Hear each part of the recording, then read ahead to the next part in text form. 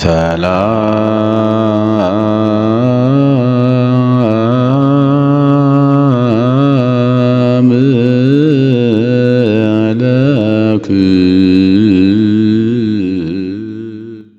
በስመ አብ ወወልድ ወመንፈስ ቅዱስ አሐዱ አምላክ። በመላው ዓለም የምትኖሩ የእግዚአብሔር ቤተሰቦች ሁላችሁም በያላችሁበት የምድር ዳርቻ እንደምን አላችሁ? እንደምን ከረማችሁ? እንደ እግዚአብሔር መልካም ፈቃድ ዛሬም የምንማማረው የብሉይ ኪዳን ጥናት ወይም ማብራሪያ ነው። ብሉይ ኪዳን ኦሪት ዘጸአት እናያለን። ከኦሪት ዘጸአትም ደግሞ ምዕራፍ 18 እናያለን። ምዕራፍ 18 ስለምን ይናገራል፣ በውስጡ ምን አለ የሚለውን በተለይ በዚህ መጽሐፍ ላይ ለየት ባለ ሁኔታ በጣም በሚደንቅ ሁኔታ በየትኛውም ዓለም ዛሬ ለምንሰጠው አጠቃላይ የአሰራር ስርዓትና መዋቅር መዘርጋትን በተመለከተ እንደውም በእርግጥ ከስነ ፍጥረት ነው የሚጀምረው። ሁሉም ትምህርት ስነ ፍጥረት ነው። እግዚአብሔር በሰማይ ቢኖርም እግዚአብሔር በልዕልና የሚኖር አምላክ ሁሉን ያስገኘ አምላክ ቢሆንም በስሩ ግን ነገደ መላእክትን በመቶ ነገድ ከዚያም በ99 ነገድ እያንዳንዱ ደግሞ አለቃ አድርጎ ሰይሞ ያስተዳደር መዋቅርን ዘርግቶ የሚመራው የመጀመሪያው መሪ እግዚአብሔር ቢሆንም ወደ ምድርም ስናመጣው በየትኛውም ስርዓተ መንግስትን ብንለው ስርዓተ ክህነትን ብንለው አጠቃላይ የአመራር መዋቅርና የአሰራር ዘዴን በደንብ ጥንቅቅ አድርጎ የሚነግረን ቅዱስ መጽሐፍ ነው። በዚህ የተካነው ደግሞ የሙሴ አማት ዮቶር ነው። ዮቶር ለሙሴ ነገረው። ማኔጅመንት ወይም ሊደርሺፕ የሚባለው አስተዳደር የምንለው እነኚህ ነገሮች ስንመለከታቸው ምንጫቸው ኦሪት ዘጸአት ምዕራፍ 18 ላይ እናገኛቸዋለን ማለት ነው። ምዕራፍ 18 የዓለም አሰራርን በአጠቃላይ እንዴት አድርጎ መስራት እንደሚያስፈልግ፣ እንደገና ስራ እንዴት ማቀላጠፍ እንደሚቻል፣ ሰዎችን አሿሿም እንዴት መሾም እንዳለበት የሚነግረን የመጽሐፍ ቅዱስ ክፍል በዚህ ምዕራፍ ላይ ነው ማለት ነው። ወሶማ ዮቶር ሰዋኢ ዘእምድያም ሐሞሁ ለሙሴ ኩሎ ዘገብረ። እንግዲህ ሙሴ የሚያደርገውን የሚሰራውን ነገር ይሄ የሚዲያም ሰው ዮቶር የሚባል መስዋዕት አቅራቢ ማለት ነው። ያው ካህን ማለት መስዋዕት አቅራቢ ማለት ነው እንጂ እንዲያሁኑ በስርዓተ ክህነት የቤተ መቅደስ አገልጋይ ማለት አይደለም። ዮቶር ካህን ነው። ሰው መስዋዕት አቅራቢ ስንል ከሰው ሁሉ እጅግ ለየት ብሎ ተወዳጅ የሆነ ሰው ሲኖር መስዋዕት አቅራቢ ወይም ለእግዚአብሔር የቀረበ ሆኖ ህዝቡ ካመነበት ካህን ይባላል። ያ ማለት ነው የሙሴ አማት ነው ዮቶር። እግዚአብሔር ለእስራኤል ለህዝቡ አውጽኦም እግዚአብሔር ለእስራኤል ግብጽ፣ እስራኤልን ከግብጽ በልዩ ተአምር በድንቅ ስራው እግዚአብሔር ህዝቡን እንዲያወጣ ሙሴ ለአማቱ ለዮቶር ነገረው። ዮቶርም ሰማ ይሄንን። ወኖሳ ዮቶር ሐሞሁ ለሙሴ የሙሴ አማት ዮቶር ሲፓራሃ በሲቶ ለሙሴ የሙሴን ሚስት ልጁን ሲፓራን ወሰደ።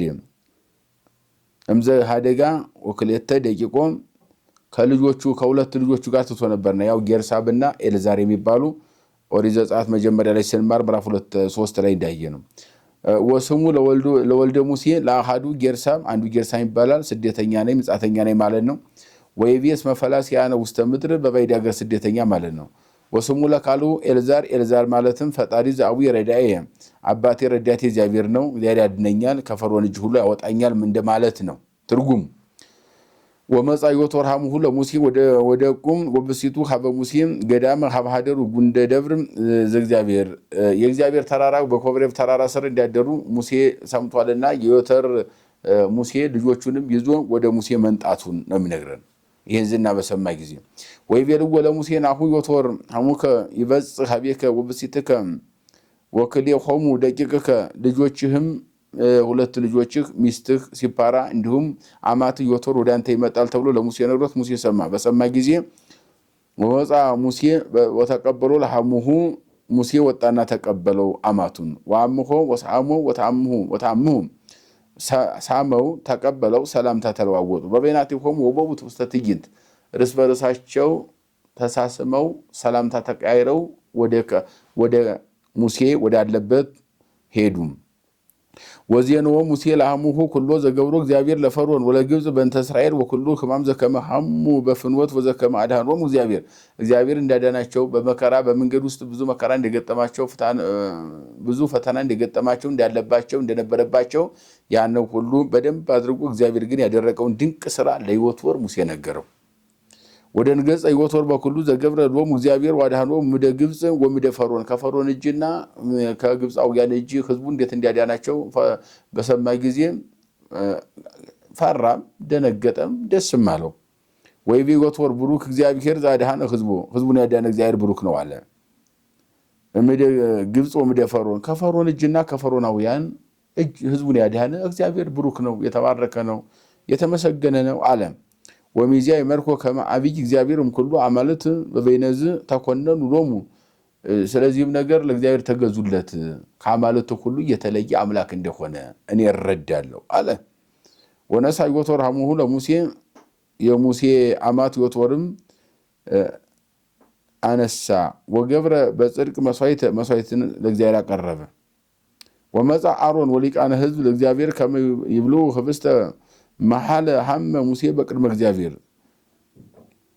በዚያም ህዝቡ ሙሴ ጋር ሆነው በነበሩበት ሰዓት ቃል ኪዳን ገባና እሱም መስዋዕት አቅርቦ በእግዚአብሔር ፊት ቃል ገብቶ መስዋዕት አቀረበ። አሮንም መጣ፣ ህዝቡም መጡና ህብስትን ከህዝቡ ጋር በሉ። ወአመሳኒታ ነበረ ሙሴ ይኮንን ህዝብ ወይጸንዕ ህዝብ ሙሴሃ እምነግ እስከ ሰርክ። እንግዲህ እስካሁን ድረስ ከግብፅ ሀገር ህዝቡን እግዚአብሔር እንዴት እንዲያወጣ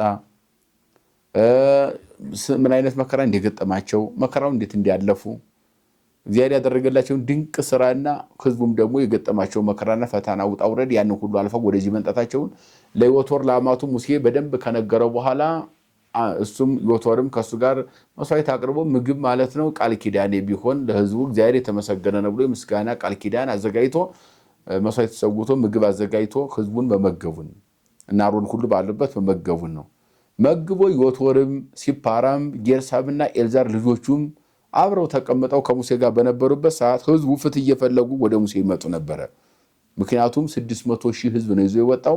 600,000 ህዝብ ነው ሙሴ እየመራ ያለው። ወሬ ዮቶር ሁሉ ዘይገብር በላይ ለህዝብ ወይ ብሎ ዮቶር ለሙሴ ምንትሉ ዝግብር ዘትገብር በህዝብ ባይቲትከ ትነብር ወኩሉ ህዝብ ይቀውም እምነግ እስከ ሰርክ። ይሄ የምትሰራው ምንድነው አለው። ይሄ ህዝብ ሁሉ ከጧት ጀምሮ እስካሁን አንተ ጋር ቆሞ ነው ያለው። ሙሴ ምንድነው እየሰራ ያለው? ህዝብ እየመራ ነው። ስትመራ እንዲህ ነው የምትመራው። ከጧት እስከ ከነግ እስከ ሰርክ ድረስ ከጧት እስከ ማታ ድረስ ህዝቡ አንተ ጋር ነው ያለው። ምን እያደረክ ነው? ወይቤ ሙሴ ለሐሙሁ እስመ ይመጽእ ሀቢየ ህዝብ ወይስእል ፍትሐ በሀበ እግዚአብሔር በእግዚአብሔር ዘንድ ፍትህ ይፈልጋል ህዝቡ ወደ እኔ ይመጣል፣ ፍርድ እየፈለገ ይመጣል አለው። ወም ከመ ተጋዙሂ ይመጽኡ ሀቢየ በተጣሉም ጊዜ ወደ እኔ ይመጣሉ። እፍትሆሙ አስተናጽሂየ ለይቼ አዘጋጅቼ ፈርድላቸው ንጹህ ፍርድ ሰጣቸው ዘንድ ይመጣሉ። ለላ አሐዱ አሐዱ ኩነኔ እግዚአብሔር ወህጎ የእግዚአብሔርን ህግና ስርዓት ጠብቄ ለሁሉም ፍትህ ዘንድ ህዝቡ ሁሉ ፍርድ ይፈለጋ ወደ እኔ ይመጣል።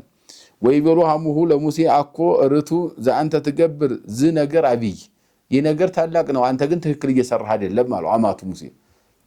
ምክንያቱም 600,000 ህዝብ ነው ፍትህ የሚሰጠው፣ ሙሴ ብቻውን ነው የሚፈርደው። ለዚያ ሁሉ ህዝብ ለመፍረድ 600,000 600 ዓመት ይፈጃል። ለህዝቡ እያንዳንዱ እንኳን ስንሰጠው እያንዳንዱ ነገር ፍትህ እንዴት ይሰጣል? በቀን ስንት ሰው 100 ሰው ይሰጣል? 200 ሰው ይሰጣል? 1000 ይሰጣል? ወይ ስንት ሰው ነው የሚሰጠው የሚለውን ርሱን ዮቶር በደንብ ተረዳውና በህዝብ ላይ እንደዚህ ፍርድ አይሰጥም፣ እንደዚህ አይደረግም። ትክክል አኮ ርቱ አለው። ፍርዱ ትክክል አይደለም። ህማመ ተሐምም መከራን ትቀበላለህ። ወኩሉ ህዝብ ዘሃሎ ምስሌከ ይከብደከ ዝ ቃል ወይትክል ባይቲትከ ገቢሮተ፣ ይህንን ቃል ይከብድሃል፣ ይህን ማድረግ አትችልም ብቻህን። ወይዜኒ ስምዐኒ ወአነ አመክረከ፣ እኔ አማክርሃለሁ ወይም እነግርሃለሁ ወይም ዜንወከ አሳይሃለሁ እነግርሃለሁ። ወእግዚአብሔር ያሃሎ ምስሌከ፣ እግዚአብሔር ካንተ ጋር ይሁን። ወኩሎሙ አንተ ለህዝብ በሀበ እግዚአብሔር ወታበት ቃሎሙ በሀበ እግዚአብሔር፣ በእግዚአብሔር ዘንድ ሆነ ህዝቡን እያንዳንዱ እያስተነተንክ ወደ እግዚአብሔር የምታቀርብ ትሆናቸዋለህ። ወአስሞሙ ትእዛዙ የእግዚአብሔር ትእዛዝ ንገራቸው ለእግዚአብሔር ወህጎ፣ ህጉንም ትእዛዙም ንገራቸው።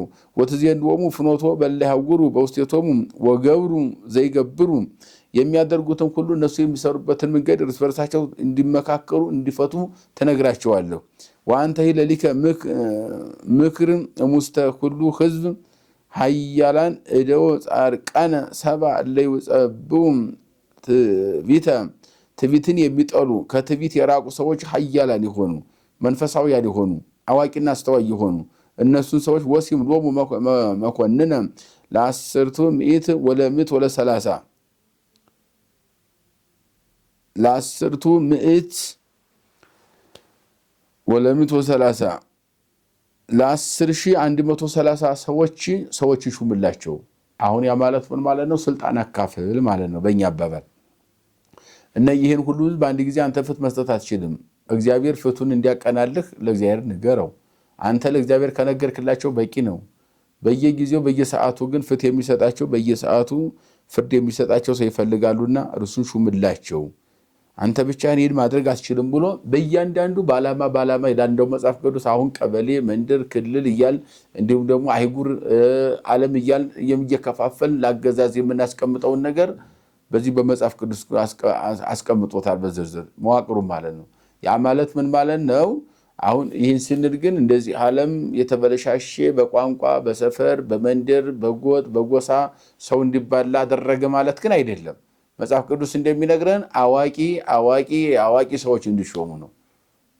የጎጥ አዋቂ አይደለም፣ ወይም የሆነ ቋንቋ ተናጋሪ አዋቂ አይደለም። እሱ አይደለም። እውቀት ማለት አንደኛ እግዚአብሔርን የሚፈራ እንደገና ደግሞ በእምነቱ ጽኑ የሆነ በደንብ የበሰለ በእድሜም የበሰለ አዋቂ አስተዋይ የሆነ ቢጣሉ የሚያስታርቅ ነው እንጂ የሚያጣላ አይደለም። ስለዚህ በእውቀትም በእምነትም የበሰሉ ሰዎችን በየአካባቢው አስቀምጥላቸውና አንተ የምትሰጠውን ፍርድ ሙሉ በሙሉ እንዲሰጡ ወስነህ ስጣቸው። አንተ ግን ከእግዚአብሔር ጋር ያለውን ነገር ብቻ እየተነጋገር እግዚአብሔር ይረዳሃል፣ ከእግዚአብሔር እየተቀበልክ ለነሱ ብታስተላልፍ ይሻላል ብለው አጠቃላይ የአሰራርን በደንብ አድርጎ እንዲዘረጋ በዚህ መሰረትም ሙሴም ያን ተቀብሎ ሰዎችን እየሾመ በየቦታው አስቀምጦ ሰው በቀላሉ ፍርድ እንዲያገኝና መልስ ለጥያቄያቸው መልስ እንዲያገኙ የሚያስታርቃቸው የሚያስተባበራቸው የሚመክራቸው ሰዎች እንዲሾሙ ማድረጉን በዝርዝር የሚያስረዳን የመጽሐፍ ቅዱስ ክፍል ነው። የመከረን የገሰጸን ያስተማረን የሰራዊት ጌታ እግዚአብሔር አምላካችን ከፀሐይ መውጫ እስከ ፀሐይ መግቢያ በፍጥረታት ሁሉ አንደበት ስሙ የተመሰገነ ይሁን። ይቆየን።